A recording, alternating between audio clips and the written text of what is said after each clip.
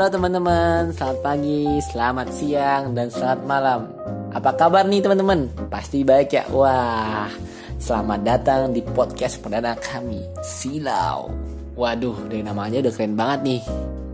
Cocok banget sih bagi yang hati lagi sedih atau kurang semangat sih. Wah, kami berharap para pendengar podcast ini setelah mendengar podcast ini hatinya itu kembali silau lagi gitu loh, bercahaya terang menerang. Iya, keren banget kan filosofinya. Oke teman-teman, di podcast perdana kami ini kami akan menampilkan rekaman wawancara dengan narasumber. Wah, yang mana pasti narasumber itu asik banget kan teman-teman. Nah, di wawancara ini kita akan membahas tentang keteknik sipilan, membahas tentang time management dan lain-lain. Nah, teman-teman makin penasaran kan teman-teman? Ya udah teman-teman, nggak usah pakai lama gitu teman-teman, langsung aja dengerin. Cus, gasken. Oke deh, aku perkenalan diri dulu ya. Jadi perkenalkan, namaku Ahmad Haironi Saputra dari Sipil Angkatan 2017. Untuk sekarang aku megang posisi jabatan di kepala bidang pengembangan software di Kasa. Mas, saya mau bertanya Mas, itu Mas kan gini Mas ya, Mas kan udah belajar software BIM, udah bisa menguasai Tekla dan lain-lainnya Mas. Kata Mas kan dosen-dosen yang mengajarkan hal tersebut kan Mas. Nah, Mas itu mendapatkan ilmu tentang software tersebut dari mana Mas? Mempelajarinya gitu. Oke. Kalau ilmu tentang hal tersebut dari mana? Dari YouTube. YouTube tuh banyak banget deh. Di YouTube itu semua ada gitu. Mau Tekla, mau SAP, mau apapun tuh di YouTube. Malah aku tuh keseringan, mungkin kalau aku belajar di YouTube, ntar kalau untuk hasilnya aku nanti konfirmasi ke dosen gitu loh. Kayak, Pak ini cara saya gini tuh bener gak ya? Gitu. Kira-kira gitu sih. Cuman kalau kamu nanya sumbernya itu di YouTube. Semuanya ada di YouTube. Apalagi AutoCAD, ya semua yang aku sebutin tadi tuh ada semua di YouTube. Kayak gitu. Jadi selain lihat MasterChef, terus Net TV yang Tonight Show gitu tuh ya, lihat tutorial juga lah. Kayak gitu. Aku juga nggak belajar doang kok. Aku juga lihat yang lain, Netflix, YouTubean dan lain-lain. Kayak gitulah. Oke, ada yang lain? Ini santai aja ya, mau nanya yang selain ini juga boleh. Mas, izin bertanya Mas. Oke, gimana? Untuk ngatur waktunya agak kesulitan nggak sih Mas? Oke, untuk ngatur waktu ya, ini jujur aja aku tuh bisa dibilang sehari tuh cuma tidur sekitar 3 jam ya, 3-4 jam lah. Jadi aku tidur mulai jam 12 malam sampai jam 4. Habis itu berkegiatan, ntar kalau siang ada waktu aku tidur bentar sih. Kayak gitu. Nah, untuk ngatur waktunya, ini kalau aku ya, konsepku tuh bukan ngatur waktu, tapi kita bikin waktu. Semisal gini nih, ini logikanya gampang nih. Semisal, kalau kalian lapar, kan kalian butuh makan. Kalau kalian mau makan, berarti kan kalian harus membuat waktu untuk makan kan. Membuat waktu ya, bukan menyisihkan waktu, tapi membuat waktu untuk makan kan. Oke, bentar ya, ada temanku. Bentar.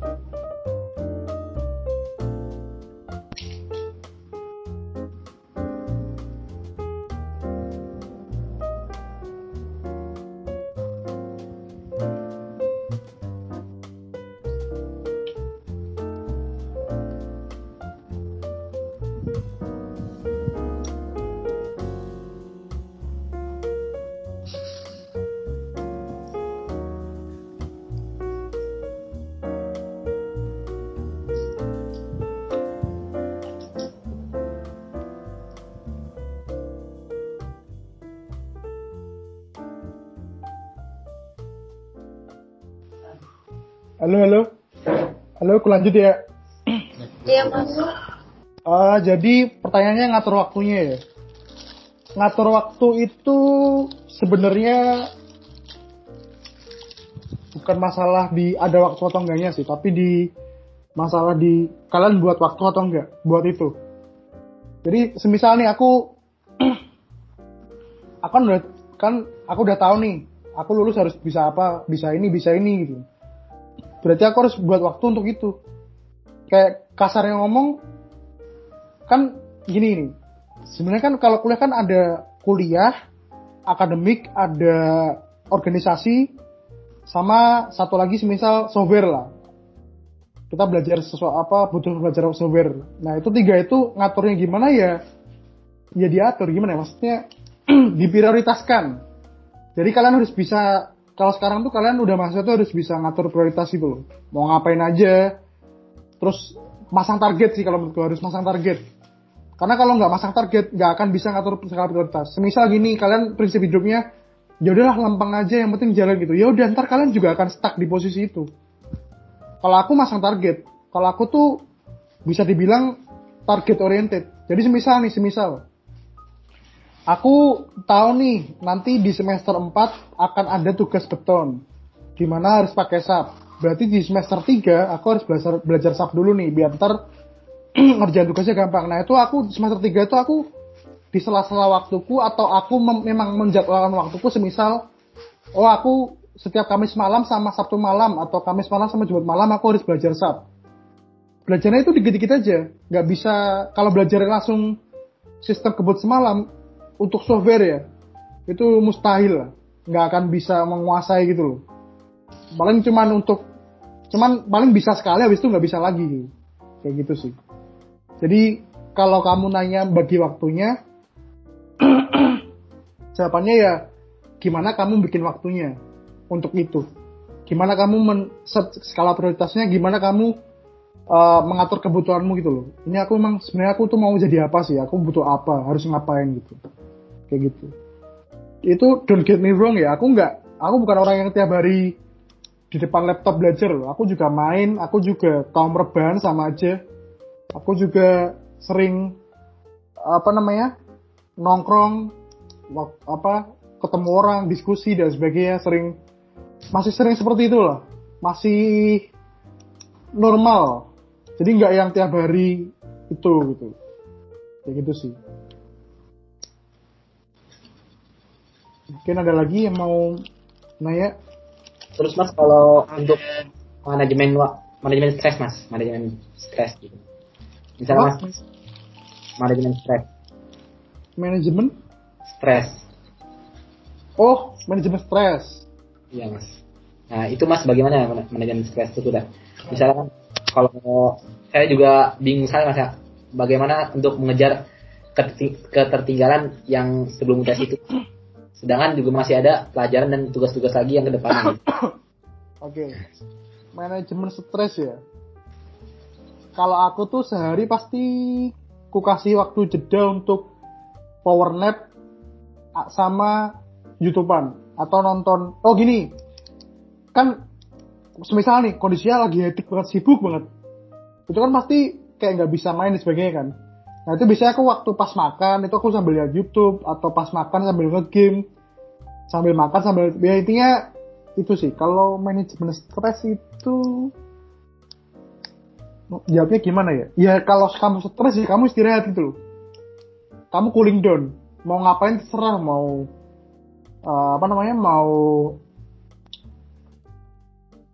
mau nge-game, mau main, mau gangguin temen. Kalau aku biasanya gangguin temen sih. Karena aku sekos ada teman konak sipil ya, ku samperin, ku gangguin lah pokoknya. Ya gitulah contohnya. Nah, sebenarnya kalau menurutku konteksnya bukan di manajemen stresnya.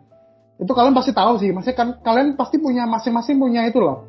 Pelarian sendiri ya kalau lagi stres. Mungkin ada yang nge-game, ada yang tidur, ada yang minta semangatin pacarnya, mungkin yang punya pacar ya. Kayak Latan Sani sebenarnya kayaknya udah punya pacar nih. Belum Mas, belum. Jafar sudah. Wah itu Jafar udah belum. punya pacar nih. Nah kayak gitulah. Cuma mungkin konteksnya kalau pertanyaannya gini sih. Gimana sih Mas kita kapasitas stres? Jadi sampai di mana kita akan menjadi stres gitu. Nah itu yang menurutku itu dilatih.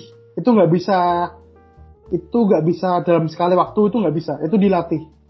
Mungkin pada waktu kalian semester pertama ini mungkin karena masih transisi juga ya, mungkin kalian dapat tugas dan dapat materi aja udah stres gitu loh. Tapi ntar kalau kalian semester 2 udah masuk organisasi dan sebagainya, ntar akan diri kalian akan meng-overcome sendiri selama itu kalian semangat gitu loh. Jadi akan tingkat kapasitas stresnya akan naik terus. Kayak nggak berhenti lah. Kayak ya pokoknya akan berkembang terus sampai nanti mentok di level tertinggi gitu. Kan ya gini loh, masa kalian tahu cara manajemen stres kalian tapi kalian dikit-dikit stres ya apa gitu loh. Ya kan, jadi harus, kalau menurutku yang dikembangkan itu kapasitas stresnya. Kayak gitu sih. Nah, salah satu hal yang menurutku paling efektif untuk meningkatkan kapasitas stres itu ya organisasi, atau lomba, atau ikut UKM. Intinya yang nggak berhubungan sama diri kalian sendiri lah. Itu lumayan bagus sih. Karena, for information ya, kalian di kerjaan itu, kalian dituntut bukan untuk belajar. Di kerjaan tuh kalian gini nih, ini kasarnya ya, ijab kabulnya kan, kalian masuk Wika semisal, kalian dibayar per bulan 6-7 juta, untuk apa? Untuk kerja, bukan untuk belajar. Misal contoh kasus kalian, mas ini tolong dikerjain nih, hitungannya dikerjain gitu.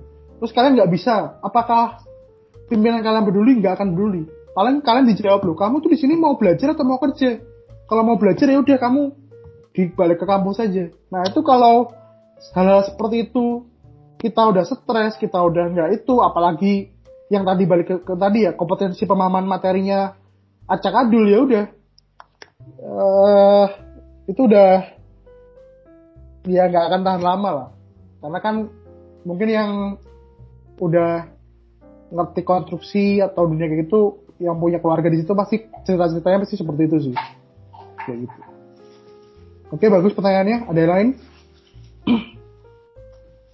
Enak gak? Enak ya? Sambal barbeque-nya banyak banget. Juga mas, Gimana? Santai aja.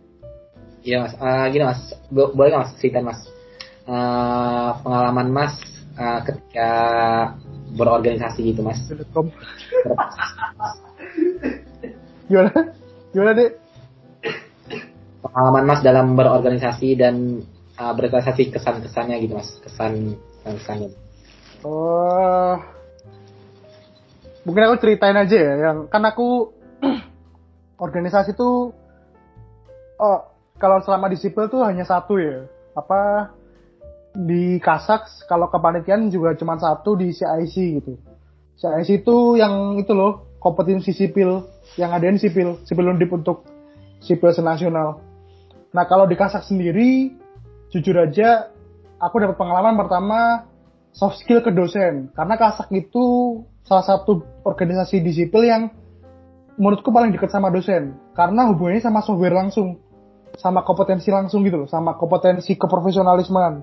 Jadi langsung hubungannya tuh sama kompetensi yang dibutuhin untuk nanti anak sipil lulus tuh mau jadi apa gitu. Nah itu kalau di Kasaks ya itu belajar software-nya dapat, soft skill-nya dapat, kerja timnya dapat, terus yang paling penting hubungan sama dosennya dapat. Itu sih kalau menurutku. Nah kalau yang di CIC, di kepanitiaan ya, kesan-kesannya ya kepanitiaan, gini ceritanya, mungkin kan aku megangnya DIC ya, DIC itu Dam Innovation Contest. Jadi aku ngadain lomba bendungan senasional yang ngadain Undip. Enaknya gini, mungkin kalau untuk teamwork sama aja lah, namanya bikin acara kan ya paling kita koordinasi kan yang penting. Cuman karena aku ngadainnya lomba bendungan, di mana itu berkaitan dengan banyak stakeholder. Semisal aku waktu itu kerjasama dengan PU Air, Balai Keamanan Bendungan Nasional, terus kerjasama sama BBWS, Balai Besar Wilayah Sungai, terus kerjasama sama konsultan, terus kerjasama sama beberapa dosen yang proyekan bendungan. Akhirnya di situ terbangun suatu komunikasi dan diskusi yang dalam tanda kutip ya, aku jadi kenal sama orang-orang itu, dan aku jadi level up gitu loh ilmunya. aku jadi ngerti kan, karena kan kalau aku ngadain lomba bendungan kan minimal aku harus ngerti kan. Ini aku lombanya kayak gimana, bendungannya kayak gimana. Karena diskusi sama orang-orang yang dalam tanda kutip profesional tadi, jadi aku juga ketularan ilmunya gitu. Nah, kira-kira kayak gitu. Ya, waris. Kayak gitu sih. Kalau dari aku. Terus mungkin kalau ntar, di kepanitiaan atau di organisasi itu, kalau ini melenceng dari konteks itu ya. Mungkin kalian bisa menemukan gebetan dan sebagainya. Kan iya kan hidup tuh. Aku nih ngomong kan hidup di Siba tuh gak melulu kalian belajar itu loh. Kalian mau nge-game, mau futsal, mau bucin, mau apapun terserah. Karena itu salah satu itu selimut yang manajemen stres tadi kayak gitu lah. Kalian kalau cuma diem di kos belajar doang mau kenal siapa, dapat apa nggak ada kan? Nah itu karena relasi itu penting. Oh iya, sama satu lagi relasi itu penting. Kayak gitu sih. Mungkin ada lagi pertanyaan? Ini santai aja ya, pokoknya itu kalian lah. Kalau udah capek ya udah. Kalau udah malam juga soalnya. Oh ya Mas, ini Mas, boleh Mas cerita Mas, pernah Mas Mas itu pernah merasakan kegagalan paling gagal di titik nol Mas gitu Mas di dalam hidup Mas. Terus bagaimana sih Mas menyikapi hal tersebut Mas gitu? Untuk gagal hampir putus asa atau gimana gitu Mas? Mungkin gimana ya? Ini kan pertanyaanmu tentang titik nol ya. Mungkin aku akan sedikit kesannya menjual derita ya. Jadi kan kalian bisa lihat tuh di CV kan ada pengalaman kerjanya kan. Nah itu sebenarnya kenapa aku kerja itu karena bukan aku yang pengen, karena tuntutan dunia gitu. Jadi kebetulan aku salah satu mahasiswa yang membiayai hidupnya sendiri di sini di Semarang. Nah, mungkin kalau sampai ke titik nol enggak sih, cuman mungkin kalau misal ngerasain makan seadanya yang benar-benar seadanya itu ya pernah. Karena ya kan aku ikut swasta ya, kan aku bukan ikut BUMN gitu loh. Jadi kalau ada kerjaan ya makan, kalau nggak ada kerjaan ya makan tapi seadanya gitu. Nah, kira-kira kayak gitu sih. Tapi itu yang malah bikin aku bersyukur gitu loh. Aku pernah di titik itu, aku malah yang jadi aku maju jadi kayak sekarang.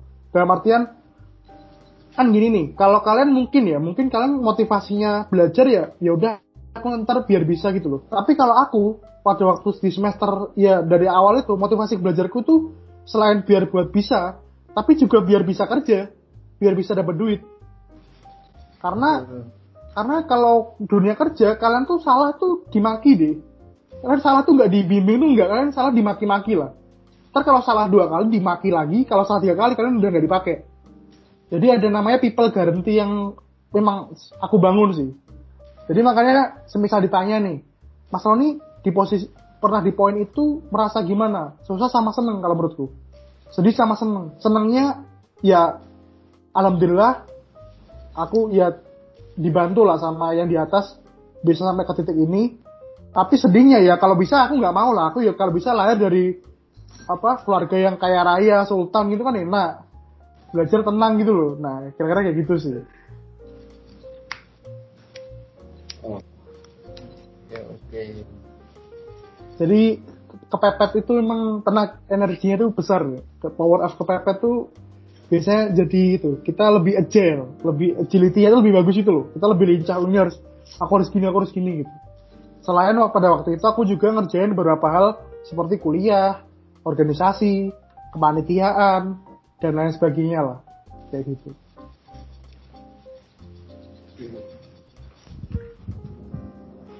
Oh iya Mas, juga aku mau tanya Mas, apakah Mas itu Mas mengikuti program beasiswa gitu Mas? Atau gimana Mas ya? Oke. Untuk mengikuti program beasiswa, pasti lah. Ya, karena kan ini kan aku kuliah butuh duit ya. Karena aku biaya sendiri pasti ikut. Nah, alhamdulillah aku baru sampai hari ini malam ini tadi aku dapat pengumuman 1 beasiswa lagi yang aku dapat. Jadi totalnya aku udah pernah dapat beasiswa itu 5 kali. Yang pertama itu beasiswa Paragon. Jadi PT Paragon tuh ngeluarin beasiswa.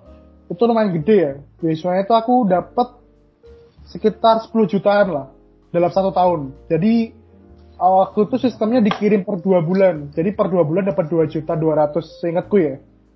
Sekitar segitu. Terus habis itu aku dapat beasiswa alumni. Jadi pada waktu Paragon tuh cuma setahun doang beasiswanya. Nggak yang sampai lulus. Habis itu aku dapat beasiswa PPA. Beasiswa PPA itu peningkatan prestasi akademik.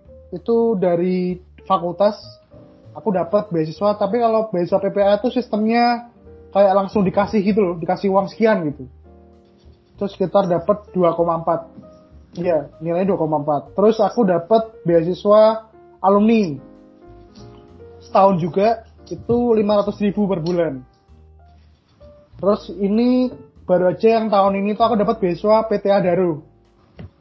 Adaro itu perusahaan tambang batubara terbesar di Indonesia sih, bisa dibilang terbesar. PT Adaro itu aku dapat beasiswanya itu per bulan dapat 750 selama 1 tahun. Jadi sampai semester 8 aku dapat 750.000 per bulan. Terus yang baru aja malam ini tadi aku dapat beasiswa Kemendikbud. Beasiswa Kemendikbud tuh nggak dapat uang tapi UKT-nya digratisin. Jadi aku sampai lulus ntar UKT-nya gratis. Nah kira-kira kayak gitu sih. Tuh beasiswa. Nah mungkin pada nanya nih kuncinya apa gitu. Ini dapat beasiswa banyak kuncinya apa gitu. Itu beberapa dosen yang dekat sama aku juga sering nanya, kamu kok bisa dapat beasiswa yang banyak gitu itu gimana gitu. Kalau dari konteks kehidupanku, jawabannya simple. Ya gimana Pak, saya miskin tapi saya pinter kok. Usaha saya akan sangat dihargai gitu loh. Maksudnya aku secara finansial, jadi gini, orang beasiswa itu HRD beasiswa pasti ngeliatnya gini. Ini orang secara ekonomi susah, tapi dia semangat.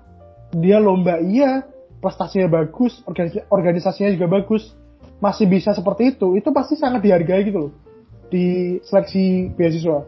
Kalau semisal aku bilang, apakah aku paling superior di antara teman-temanku? Enggak, banyak yang lebih superior kayak gitu. Tapi apakah aku selalu masuk kualifikasi untuk suatu beasiswa? Iya, karena itu secara ekonomi aku kurang, tapi secara mungkin dilihat dari hasilnya aku selama beberapa tahun di sipil, dari pihak beasiswanya lihat ini orang kok semangat, akademiknya masih bagus, lomba masih oke, malah masih bisa ikut lomba, terus organisasi masih jalan. Nah kira-kira kayak gitu sih. Jadi ini kalau dari aku ya, semua yang dapat beasiswa itu rata-rata anak organisasi. Jadi jangan harap kamu nggak organisasi dapat beasiswa itu, jangan harap lah, nggak bisa kayaknya. Kayak gitu.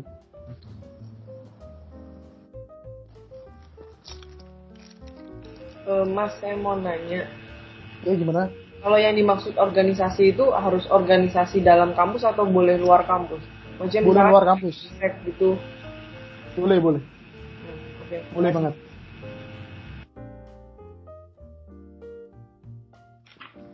Ada yang lain? Mas juga mau nanya, Mas kan udah sering ikut lomba ya. Itu Mas caranya bisa ikut lomba, cari teman-teman lomba itu kan dari organisasi ya. Itu gimana ya Mas? Maksudnya juga saya masih bingung gitu Mas. Kalau lomba itu sebenarnya gini, pertanyaannya mungkin tak tarik dulu ya. Motivasi ikut lomba itu apa? Nah, sebenarnya motivasi ikut lomba itu adalah sense of competition-nya. Dalam artian sebenarnya kita tuh di masing-masing kita itu merasa bersaing gak sih? Maksudnya kamu sama temanmu tuh pasti ada rasa bersaingnya lah. Itu udah hak dasar manusia itu pasti punya rasa bersaing lah. Nah, aku melihat at some point tuh pada saat aku ikut lomba, itu aku dapat banyak soft skill yang aku pasti nggak dapet di organisasi. Jadi ini agak kalau bahasanya apa ya, unpopular opinion. Jadi mungkin opiniku ini bisa bertentangan dengan banyak orang. Karena kan kalau popular opinion ini kan ya soft skill tuh di organisasi gitu loh, gak ada yang lain gitu.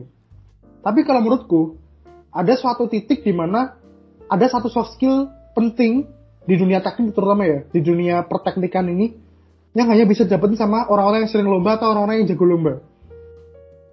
Jadi aku lihat itu sih. Yang pertama itu faktornya. Yang kedua, aku gini, sipil itu ilmunya kolot. Jadi dari tahun Fir'aun bangun piramid itu sampai sekarang ngitung pondasi itu konsepnya sama. Mungkin rumusnya beda, iyalah. Tapi konsepnya sama. Mau ngitung kolomnya, baloknya itu konsepnya pasti sama. Rangkanya pasti konsepnya sama. Ya rumusnya bisa beda, cuman dari zaman Fir'aun pasti konsep cara berpikirnya itu sama. Karena ilmu sipil itu kolot. Nah, enaknya lomba sipil yang diadain yang masing-masing univ-univ itu ngadain adalah lomba sipil itu adalah lomba yang paling relate sama dunia pekerjaan. Kenapa paling relate? Karena di lomba-lomba yang diadakan sama sipil itu biasanya yang ngangkat kasus soalnya itu dari proyek-proyek yang sudah jalan. Contoh semisal, waktu aku lomba yang BIMWIKA, udah dilihat kan CV-ku ada BIMWIKA Award itu? Halo? Ya, oke. Nah, ada kan? Nah, BIMWIKA Award itu lombanya itu kategori road modeling atau perencanaan jalan.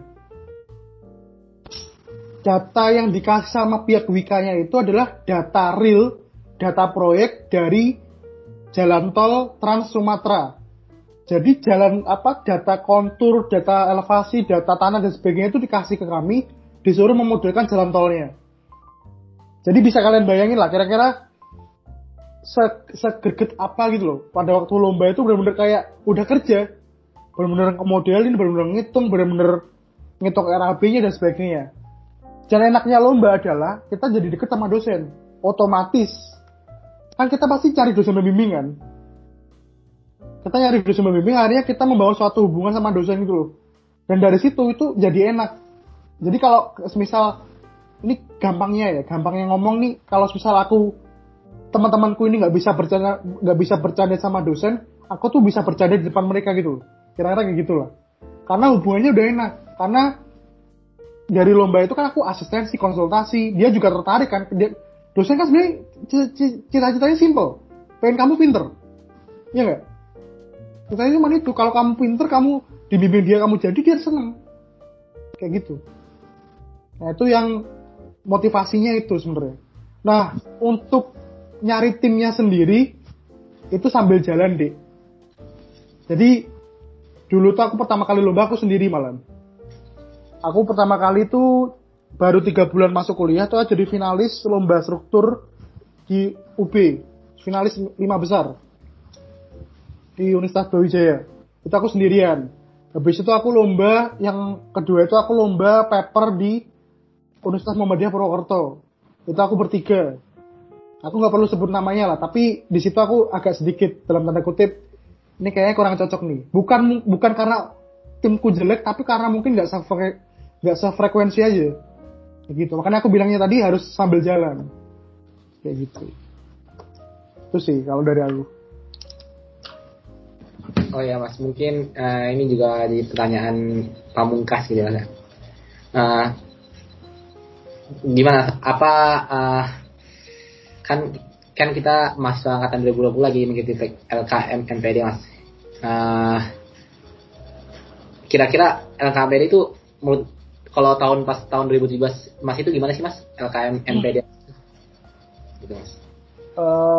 Ya sama aja sih sebenarnya kayak gini. Cuman kan bedanya offline. Jadi ketemu narasumbernya tuh langsung kayak gitu. Tapi secara konten, secara itu sama. Dalam artian ya ini tuh kalian gini loh, ini tuh salah satu layanan dari himpunan biar kalian tuh siap. Dalam artian ya sebenarnya kesiapan tuh di diri masing-masing. Cuman kalian dikasih formula biar ntar itu kuliah gini loh. Kuliah tuh jangan gini loh, kuliah tuh harus gini loh, kayak gitulah kira-kira. Dikasih ancer-ancernya lah, kalau bahasa Jawa itu dikasih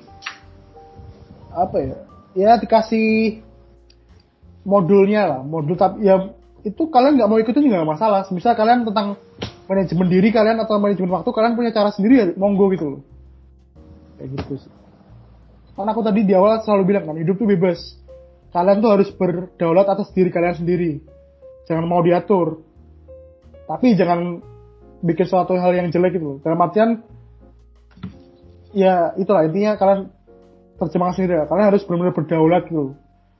Kayak gitu sih. Terus untuk harapan Mas untuk peserta LKM MPD apa Mas? Untuk mahasiswa baru tahun 2020 Mas? Ya harapannya setelah ikut ya kuliahnya bisa lancar, bisa ngeset goal yang banyak. Ngeset goal itu dalam arti ya kalian kan habis ini pasti ketemu selain aku ya, maksudnya bisa yang pembicara yang lain, bisa yang lain, kalian bisa nentuin tujuan lah minimal. Apakah tujuannya itu pasti tujuan final kalian hidup? Belum tentu. Tapi dengan adanya tujuan di awal, kalian tuh bisa gerak gitu loh. Nanti biasanya pas kalian gerak tuh nanti kalian bisa menemukan tujuan-tujuan yang lebih baik atau lebih pas buat diri kalian. Kayak gitu sih. Tujuan sesimpel itu sih sebenarnya. Karena ya kadang itu sih orang itu kadang kalau nggak ya kalau bahasa kasarnya nggak ditampar dulu sama kenyataan tuh kadang nggak bisa sadar gitu loh dia harus ngapain. Kayak gitu sih.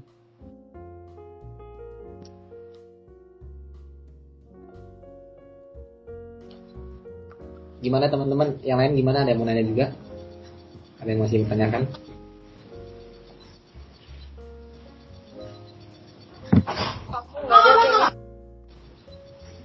Dari saya cukup kayaknya. Aku nggak ada.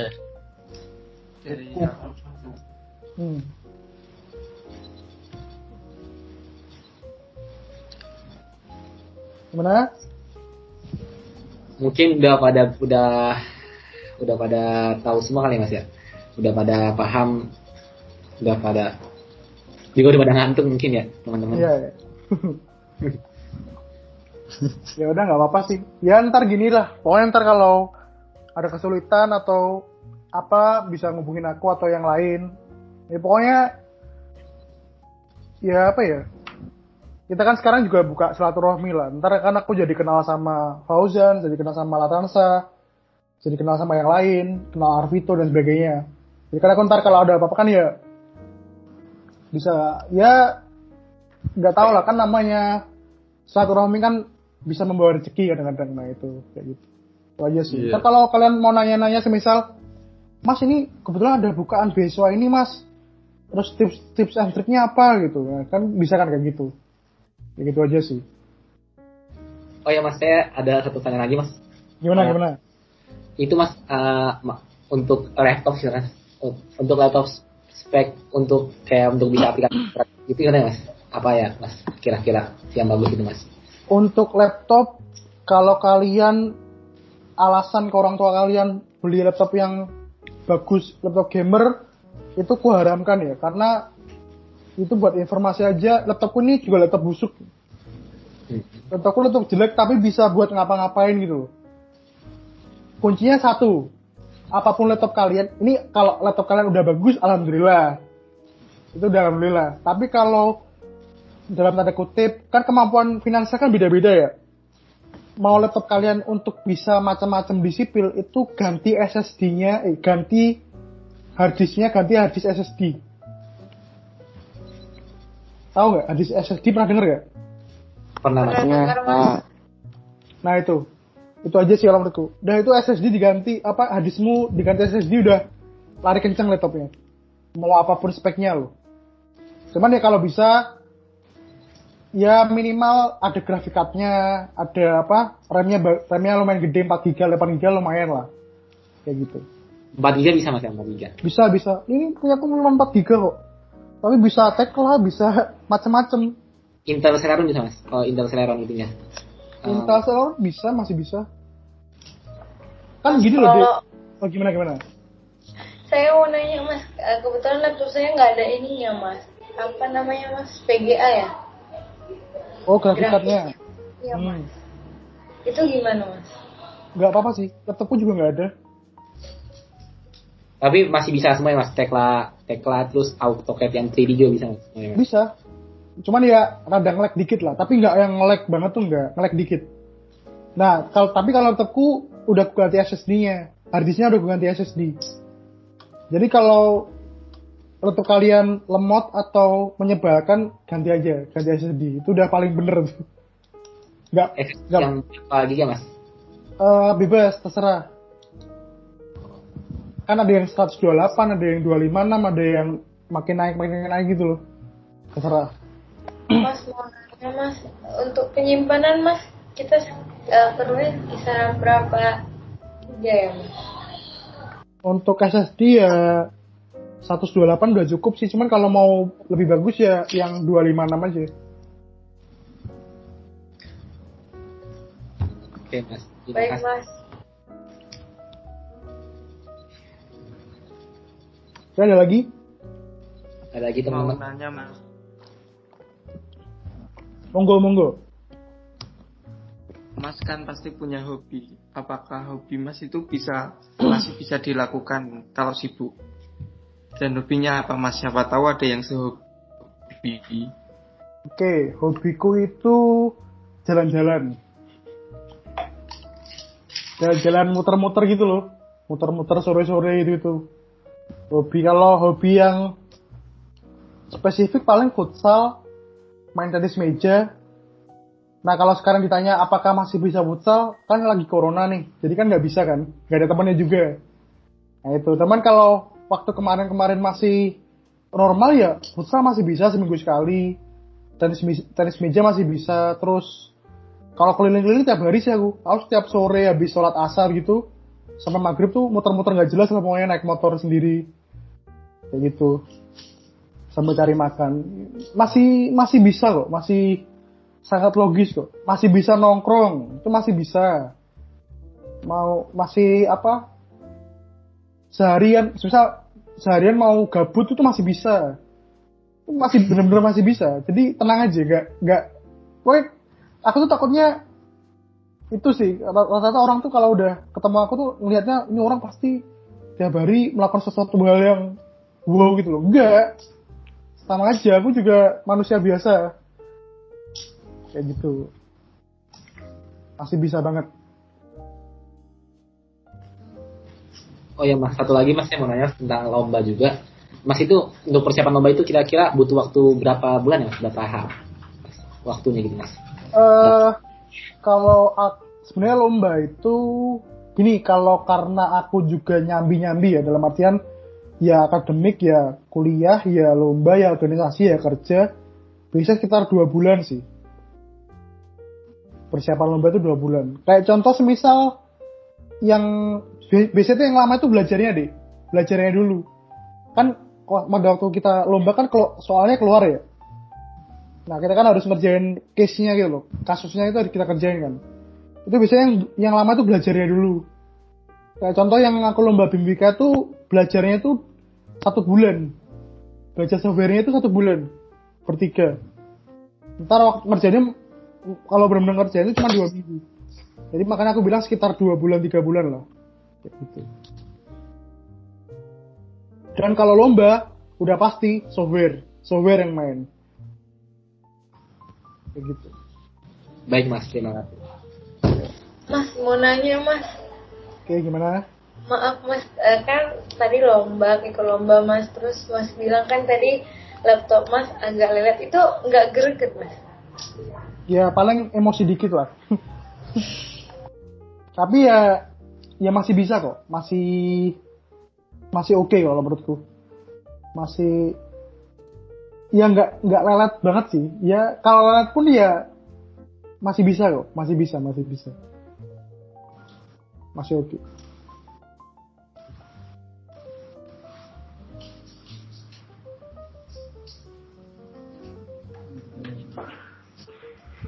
Oh ya mas, maaf mas, untuk mas itu download aplikasi kayak BIM, Tekla gitu, downloadnya nggak sih mas? Download lagi gitu mas? Downloadnya, maksudnya nanya websitenya? Iya mungkin mas gitu, atau mas beli aplikasinya atau download gratis atau gimana? Oh, ya crack lah kalau itu jelas. Jadi download ilegal, pakai crack. Itu sih. Nah, cuman kalau untuk Tekla itu ada apa namanya? Ada website khususnya. Jadi Tekla itu dia open source. Jadi kalian bisa download aplikasinya, download modul dan sebagainya itu ada website resminya. Ntar aku kasih deh tutorialnya. Baik mas. Makasih mas.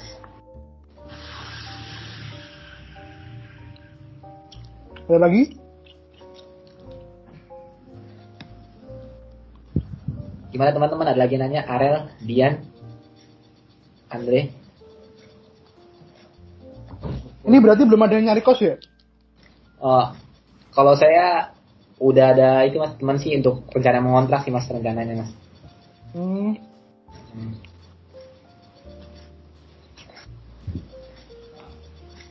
Kalau kos sendiri gimana mas di Semarang mas? Kos ya, Kira-kira biaya berapa mas? Biaya per bulan gitu mas untuk ngekos, makan itu mas? Saya hemat-hemat ya. kalau aku kos kan 450 ya kosku. Kalau makan paling misal sebulan habis 1 juta tuh udah enak sih makannya menurutku. Udah, ya kan nggak mungkin lah kalian makan, anak mahasiswa makan 3 kali ayam terus kan nggak mungkin lah ya. Kecuali anak sultan ya monggo lah terserah. Cuman kalau aku paling irit sekitar 900 tuh masih bisa aku per bulan makan doang. Di luar bensin lah ya. Kayak gitu. Kan banyak, kan di Semarang kan banyak warteg, banyak makanan murah itu banyak. Banyak. Itu 900 mas per bulan untuk makan doang mas Dimas. Iya 900 aku bisa. Dulu semester 1, 2 waktu aku masih masih miskin tuh malah lebih lagi. Lebih ngirit lagi aku. Bikin saya bisa 300-200 nggak cukup ya saya gitu. Bisa mas kalau 300-200 gitu. Per bulan? Oh nggak bisa. 200 tuh per minggu deh. Walaupun masak sendiri mas, kalau masak sendiri gitu, nggak bisa sih menurutku, tetap lebih. Oke mas, baik mas.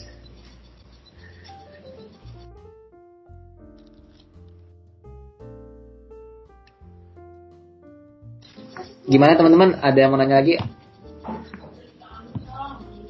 Atau Jafar mau nanya?